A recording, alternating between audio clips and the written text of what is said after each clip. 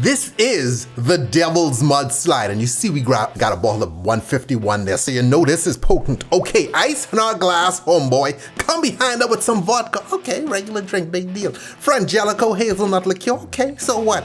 All right. Holy crap! 151 rum. Oh my God.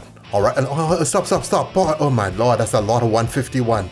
All right, that just changed the nature of the game. You hear the fear in my voice because this is now deadly. Come behind now with some half and half. Little bit of chocolate syrup, okay? Because you know the devil's sweet. He lures you in with his sweet little tricks. Shake. Okay, put some chocolate syrup in the glass. Okay, make it look like a dessert. So just so you can hide the dangerous nature of this concoction. You pour that in, okay?